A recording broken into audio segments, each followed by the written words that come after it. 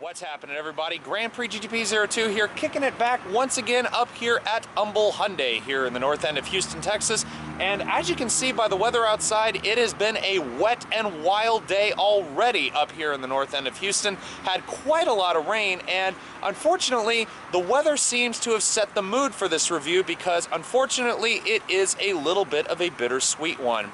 As many of us car enthusiasts know, Toyota Motor Company within the past couple of months killed off one of their most youthful design philosophies to date in the form of their Scion brand. Now, as we know, Scion has created some pretty crazy cars over the years, everything from the original Toastermobile, aka the shoebox on wheels, aka the first generation Scion XB, all the way up to that crazy build that they did in combination with Subaru, the BRZ and FRS twins. But behind me is their final rendition of one of the first names that they ever used to launch the brand in its entirety. So today, you guys and myself are going to take a quick trip with the 2015 to 16 Scion TC.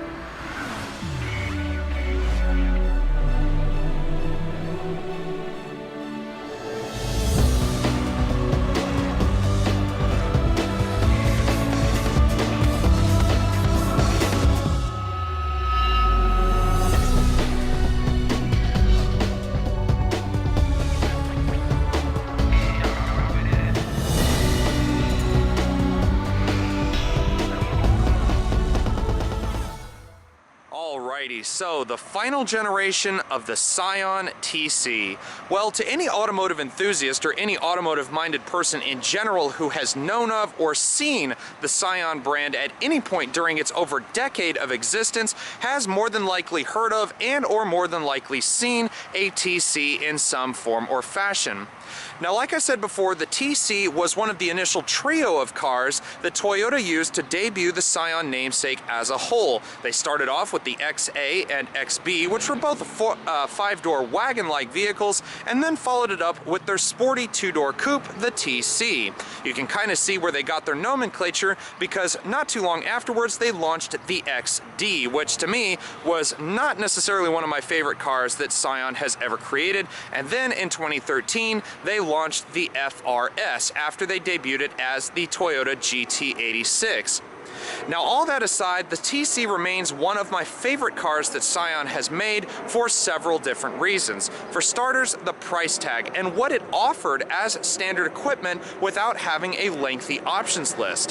The 2015 TC that I'm showing you here is a base 6-speed manual, and really the only options you could get for this thing were an upgraded audio system or the upgraded automatic transmission. Now, if you really wanted to go apeshit with this car, you could definitely switch to the Scion accessories guide and also the Toyota Racing Development book for upgraded performance accessories and exterior and interior enhancements. Now, for me, this 2015 model is one of the angriest looking cars that I think Scion has ever created as a whole. I mean, just look at the front of this thing. This big, wide, upside down trapezoidal grille looks like a big, angry mouth looking at you, and that definitely does go very well with the little slits up here surrounding the Scion badge. It really looks like the pits of an angry snake. It's very interesting. And then you've got these very angular headlights, and they sort of just revise the look that they started with when this body style of TC initially debuted in 2011. However, now they've cut these angles into it, especially down here towards the grills. You've got standard halogen projector lights, which is also a very nice thing to have, and just this very interesting and very intricate design of the light overall. Now, this one does not come with fog lights. However, it does have the LED daytime running lights, so that is a nice little feature as well. Now, exterior-wise, this car can be had with a little bit of vibrancy because aside from the TC base, you could also get this car as what Scion called their release series, which the release series or the RS variants of the TC and some of Scion's other cars really were not the most special things on the planet, but they did debut some pretty insane color combos. I've seen these cars in everything from a very vibrant racing red to the voltage yellow of the RS 7.0 back about 2012, and even the bright electric blue, which came out with the first generation of the TC. Now, speaking of the generations of the TC, this car, like I said, started out in 2004 and kind of went through some changes throughout its first generation period, which finally concluded in 2010. Now, in 2011, they did change to the design that you see here, making refreshments to it as they went along. Now, one of the things that has kind of bugged me about this car is the sort of midsection here. I love the back, I love the front, but one thing that kind of mystifies me is the shape of the window here, because it comes up like a normal window, but then it just slices off in this flat, very interesting shape. It's very weird how they did that, seeing the fact that this car still has that rounded top like you would expect on a normal coupe/hatchback. Now, looking around this particular car, again, everything on it that you see is standard, including these 18-inch machine-faced and painted aluminum alloy wheels. Now, again, these are the standard ones, but you could upgrade these via the Scion accessories book. Now, also behind that are 4-wheel steel disc brakes and a 4-wheel multi-link independent suspension setup. So, that is definitely nice, because this car definitely does ride, not so much like a sports car, but just like your standard everyday Toyota that you might be able to find on a showroom floor.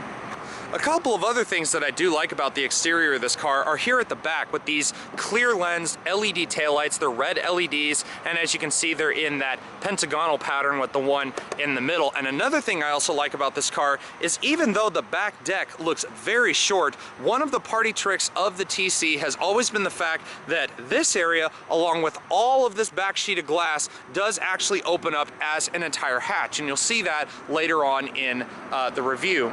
Now, this car only comes with one engine choice. It's a 2.5 liter 4-cylinder engine, and even though it's got a single exhaust outlet, it does actually make a pretty decent noise. Now, like I said, Toyota Racing Development does make a factory-style catback exhaust system for this car, which does make a nicer noise. I haven't exactly heard it very much in depth recently, but it does make a much nicer noise than the stock one. Although, if you do start this car up even from cold, it does actually make a pretty decent little purr when you crank it into life. But overall, I have to say, I do like the TC, and I'm really sad to be seeing the Scion brand going under. It's kind of the same feeling that I got when General Motors axed the Pontiac brand and the Saab brand, because, you know, they did make some pretty good cars, but Scion just had that special little unique flair. They just took dead aim at the Y generation, people of my age group, and really said, we want to bring cars that are affordable and fun to drive, but also be, you know, kind of that youthful spark that all the automotive enthusiasts and young guns like me actually wanted. So, good job, Scion. You still made some great cars, and we're really sad to be seeing you go. But aside from all the crazy looks on the outside, there is plenty to be had on the inside.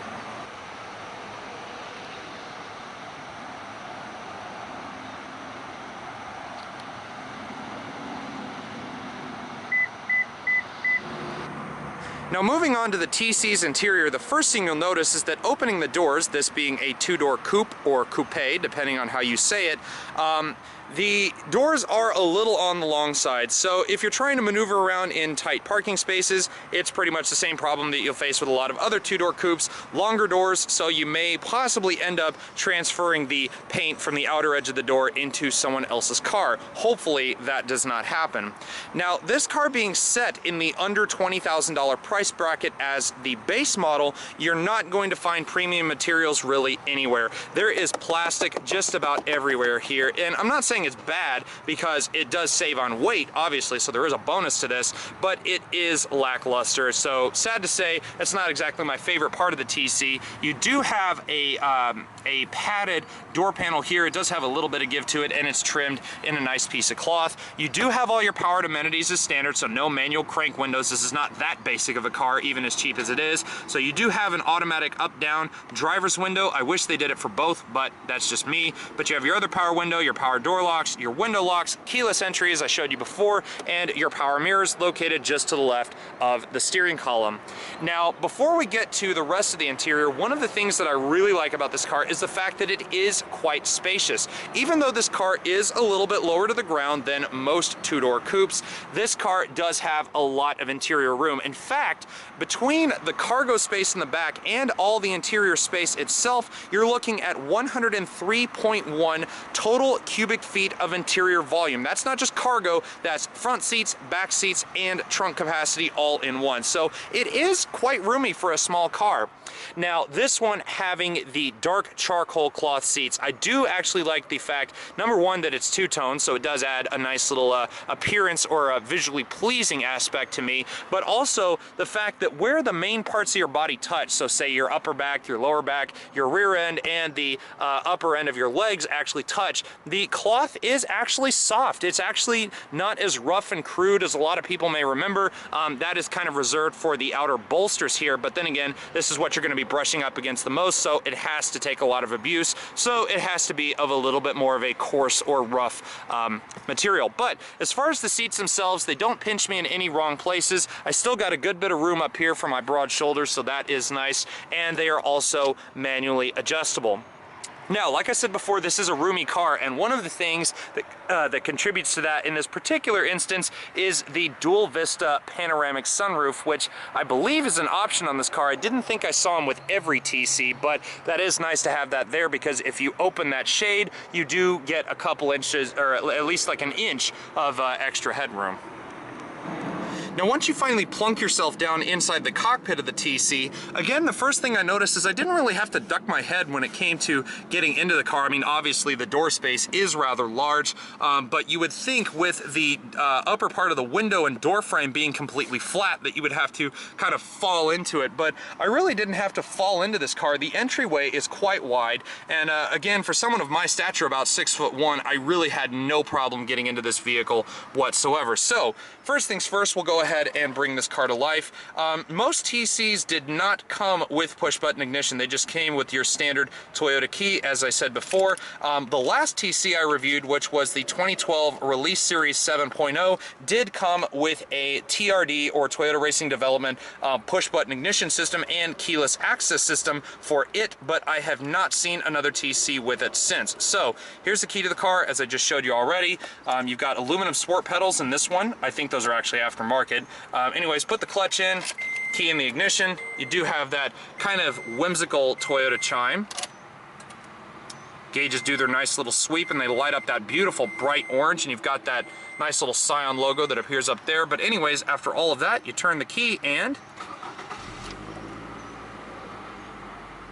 now, when the four-cylinder engine up front actually starts, it does provide a nice little growl. Now, you can't necessarily hear it from the inside, but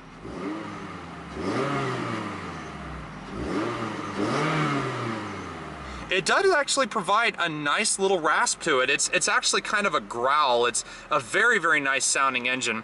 Now, this car does not have automatic headlights up here on the stock, so you can see it just has the 3 headlight settings. As I mentioned before, hands-free radio on the steering wheel, and you do get cruise control as well in the typical Toyota spot, just this little stalk coming out of the weirdest place in the steering wheel. But then again, if you're driving like this, which I don't normally do, you would have your hand on it absolutely no problem.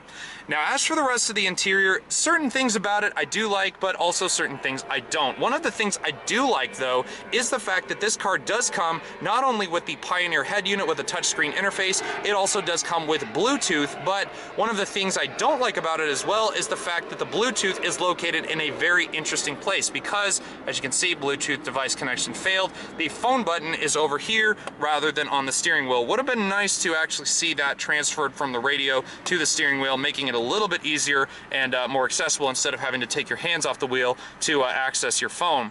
Now, if this car had the bespoke premium audio system, you can see it does have a map button, but again, if you push it, it says that the premium audio is not installed, which would also include navigation. Now, like I said, this car has 8 speakers in it, so it does make a pretty decent noise when you turn it on.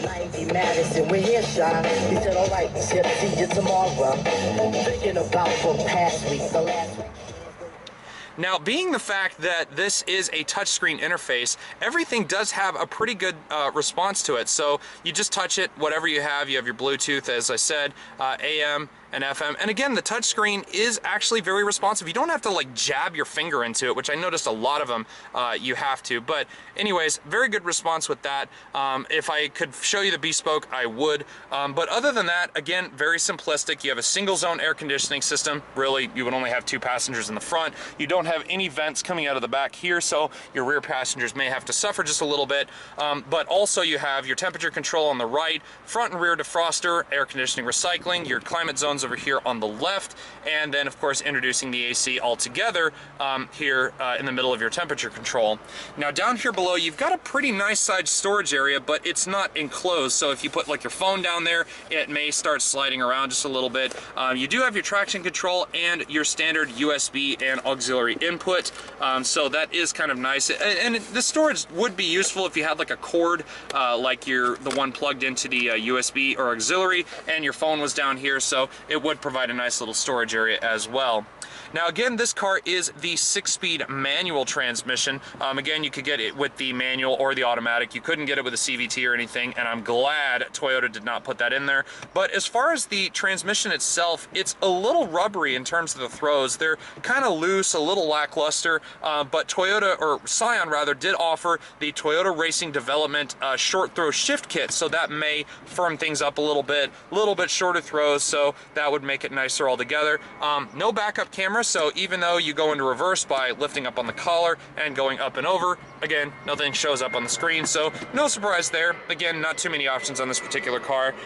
E-brake, nice and firm, that's pretty self-explanatory. And then you have 2 cup holders here as well, both of which are equal distance, or equal depth, so you don't have one like that's kind of like a staircase where it goes up to a higher one. That does get a little bit confusing. Center armrest, it is padded, it is cloaked or wrapped in the same material as the outer bolsters of the seats, so it is kind of deep. There's not a whole lot of space in there, but you could fit, you know, maybe your phone, some maps, maybe if you had more than 2 drinks in your cup holders, or maybe you had 2 drinks in there, you could obviously set one in here. Not like I'd recommend it, but hey, it is an option. I do it in my car all the time, actually. But anyways, apart from that, the interior of this car is relatively simple. And moving up top, another thing that is a little bit more on the simplistic side is how you open the sunroof. Instead of a power shade with the button up here, you simply push up and it slides right back. So one less thing to break on this car. I do like that. Now the sunroof does have a tilt function, so the moment you open it, it tilts first and then you push the button to open it all the way. Now once you open it all the way, you do have a mesh wind guard up here at the top, so that is a nice little feature as well. But then you just close it. It closes halfway at first, thinking you kind of want just a little bit of open air, but if you close it all the way, it tilts and folds right back into the roof.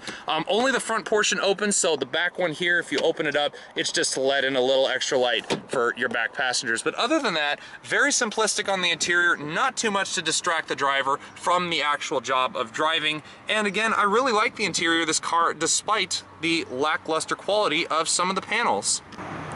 Now, being that this is a 2-door coupe, getting into the back seat can be a little bit of a struggle in most cases, but in this, it's actually not too hard. The seat folds back and then it just simply slides forward. And again, this car, with such a wide entryway from either the driver or the passenger door, it really is not that bad. So you fold the seat back. This is exactly where I would have it if I was driving the vehicle. And as you can see, between the main part of my knee and the back of the seat, which is padded in cloth, by the way, I can at least fit my hand right there, which is a nice little deal. Unfortunately, the downside of this is that my head, being the fact I'm so tall, is nudging the rear glass for the hatch. So that does get a little bit annoying.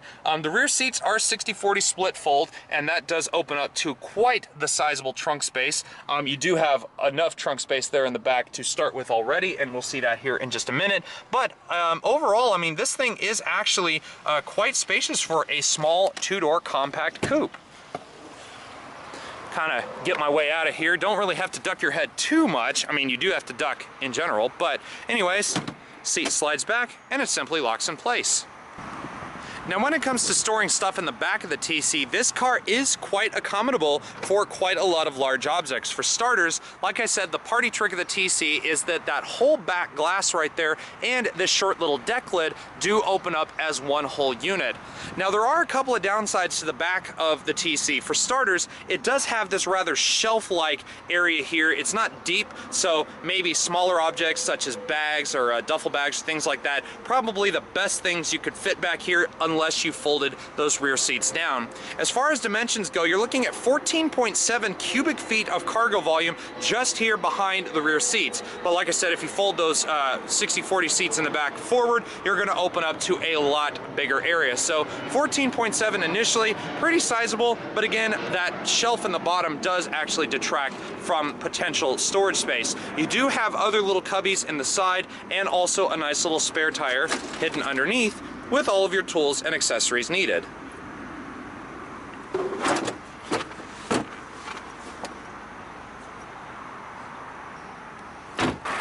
Now getting around to the real meat and potatoes here, and just like its first generation predecessor, the new generation TC only comes available with one specific engine choice, regardless of which transmission and how many options you actually select.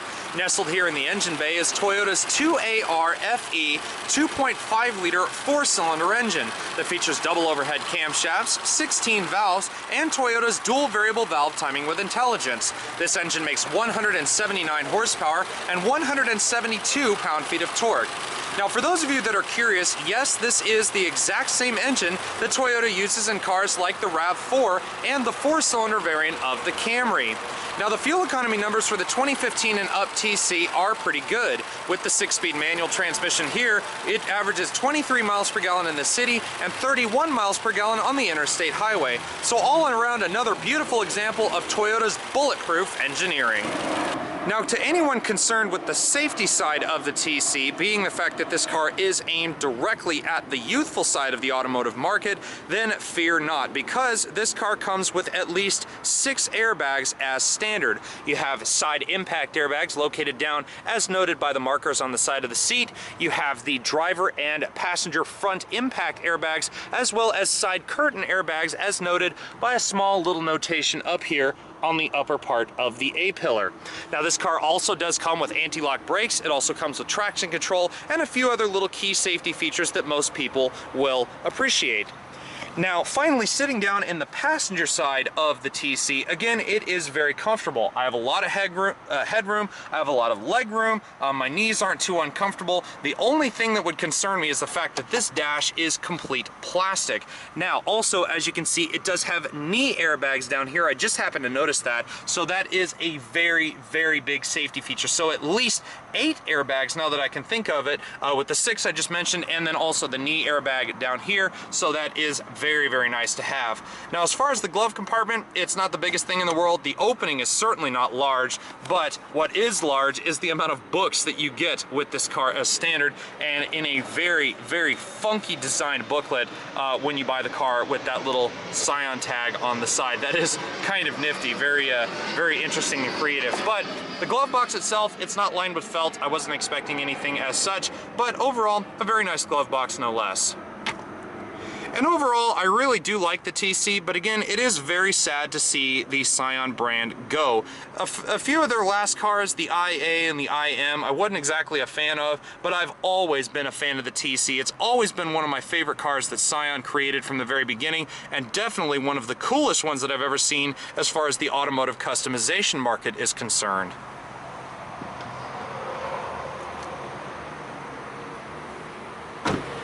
And on that note, ladies and gentlemen, our time here with the final model years of the Scion TC has now finally come to a close. It is still rather sad to see this car go, but again, it should be a pretty hot commodity, seeing so many of them popping up on the used car market already. For starters, a big thanks to Humble Hyundai for allowing us access to their used car inventory and this particular TC that you see here. If you want to find out any more information about this vehicle or any of the others that you may see fit in their inventory, feel free to check out their website at www.humblehyundai.com, or if you want to find out any more information on remaining Scion models until the brand officially dies off, you can visit Scion.com. But again guys, this has been Grand Prix GTP02 up here at Humble Hyundai, signing out until next time.